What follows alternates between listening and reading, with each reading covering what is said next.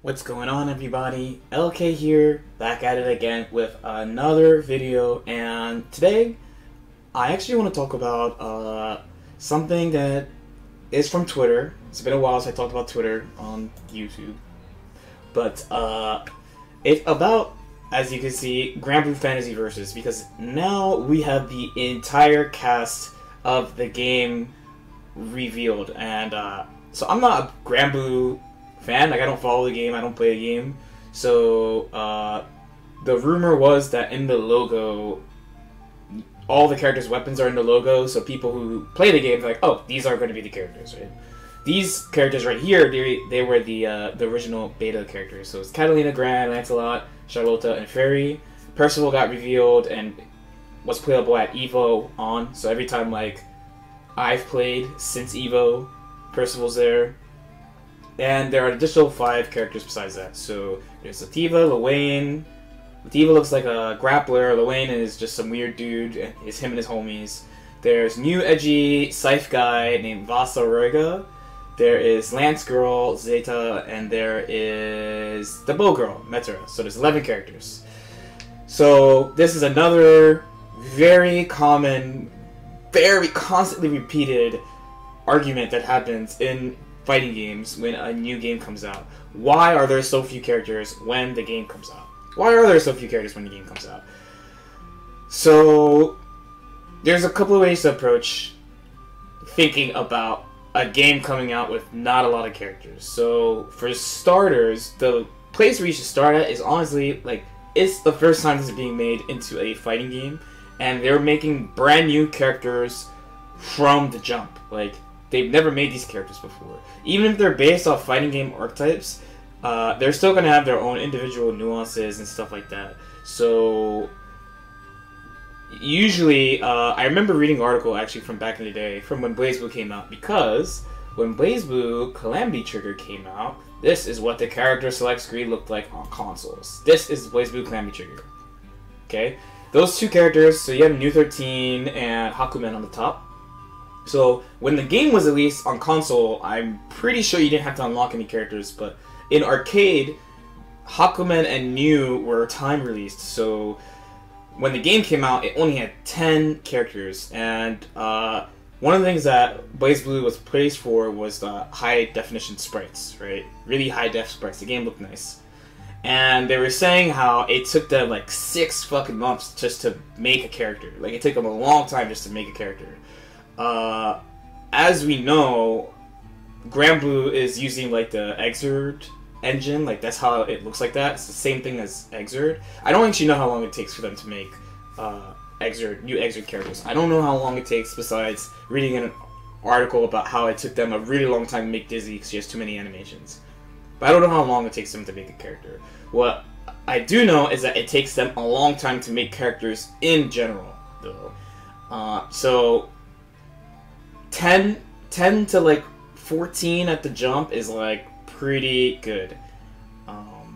Now the next thing I kind of want to talk about too, so this is what usually people talk about after, is like, oh, we're getting ripped off because we're gonna pay like $60 for the game, there's only 11 characters, there's gonna be all these DLC characters, and I think that's pretty fair, but this is just the modern version of like, oh, well, BlazBlue only has 12 characters, and then, you know, BlazBlue CS is going to come out, and they're only going to have 4 more characters, and, like, every year we have to pay, like, $40 for more characters. So it's like, in the end, it's like, what do you want to do, right? Like, I think in modern times, the game flow is a little bit better, let's say, because, like, you buy the game, you know DLC or Season Pass or whatever is going to come out, Bull Snap, as they say, is going to come out, right? So, if the season pass is like $20, you get 5 characters. The game, like, they don't have to update the game as much, like, outright. Because of patches, they don't have to do, like BBCS, BBCS2, BBCS Extend, like how they keep patching the same version of a game and reintroducing it as a new game. They don't have to do it as much anymore because of DLC. And you're not really paying $40 for a new game, so you gotta pay for the new characters.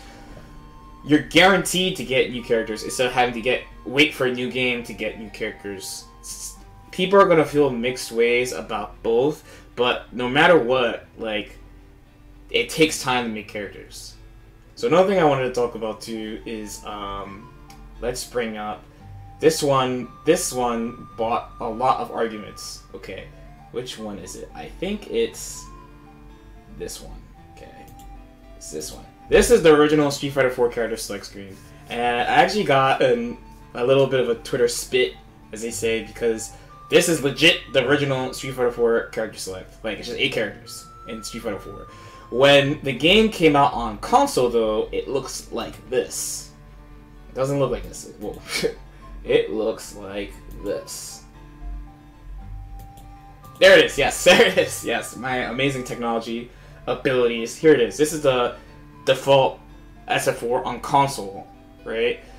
The difference is there's a 6 months gap between the arcade version and the console version. We don't have this problem so much anymore today because, like, very commonly now we have, like, worldwide console release, like Dragon Ball worldwide console, Granblue is going to be worldwide console. We don't have a lot of, like,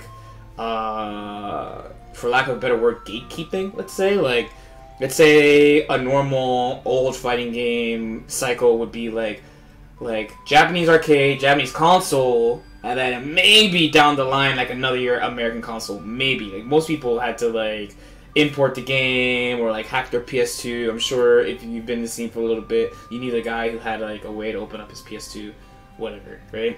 So some people are like, okay, you're being disingenuous about SF4. SF4 had 25 characters on release, but it's not true. SF4 had 8 characters on release, and then they had time release characters in arcade, and 6 months between the initial release and the console release. So it doesn't change the fact that when the game was released, there was not a lot of characters, and they had to make more characters. You should be ready to accept more characters. I'm gonna bring up one more game, actually. One more game, because this one was talked about too, about as far as the roster. Let's see. So the last one would be, for me, in my experience, it's Persona 4 Arena 1. So this game had, I don't remember, I think it has 13 characters total and 2 time release characters, so 11 characters. But some people were like, hey, you know, it's okay because Persona 4 doesn't have a lot of characters to pick from. So they had to get Persona 3 characters. There's not that many characters to choose from in the first place. I think that's a little fair. Considering Granblue has so many characters, I think, like, people are kind of, like, OSing with Granblue a little bit and saying it's not a lot of characters. I think it's more that their character that they like from their franchise is not in the game, because it is, like, it's a mobile game, right? It's a cell phone game, so it has so many characters, so many characters to pick from, that, and they had to only pick 11 that fit fighting game archetypes, as opposed to Persona where, like, you know, you have your P4 party members and your P3 party members, and then, like, they have a couple of villains, and then a couple new characters they added that they made up for the game, right? I think P4U2 ended at, like, 25 or 26 characters or something, which is pretty good. People also talked about Marvel. I don't have the Marvel character select because I'm not prepared. But Marvel and Dragon Ball, I think, are a little different because they're 3 vs 3 games, and especially if you talk about Dragon Ball, the base of the character is simple. So I'd say, like, it doesn't. I'm not gonna say it doesn't take as much time, but it's simple, and you need a lot of characters for a 3 vs 3 game. Like, they can't release a 3 vs 3 game if there aren't enough characters for you to make a lot of teams.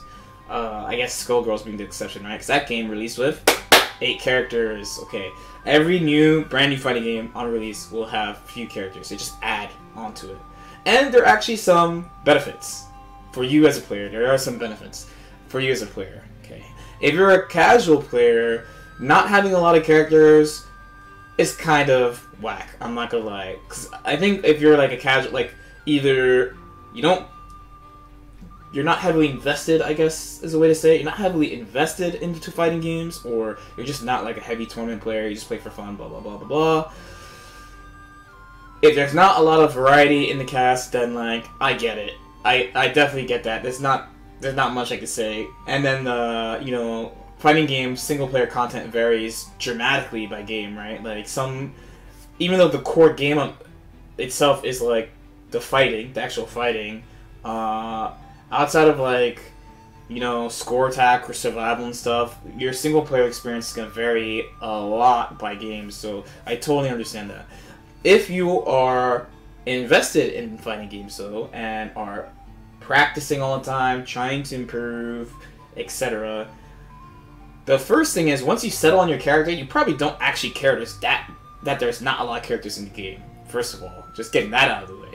And second of all, as far as like a competitive perspective, it lets you learn the actual game faster. So think about Dragon Ball, like how many times in Dragon Ball, like, we go through this phase where we're like, man, this character sucks. Man, this character, you know, this guy puts in work.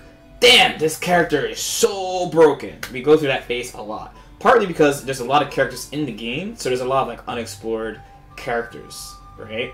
And the type of game it is encourages you to only play the strongest things.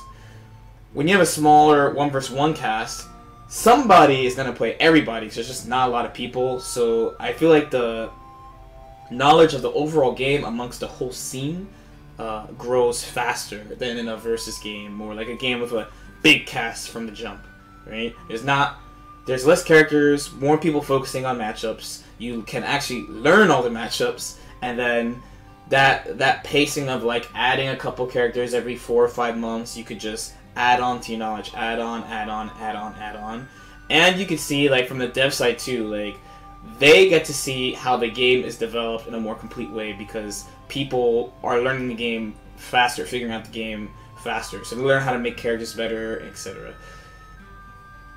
Like I said, if you're upset that your character is not in the game, your Granblue character, like your waifu Narumea or whatever, is not in the game, that sucks. But there's gonna be 15 DLC characters, so like I don't know what to say. Almost every new fighting game comes out with a small cast. Almost every single fighting game comes out with a small cast.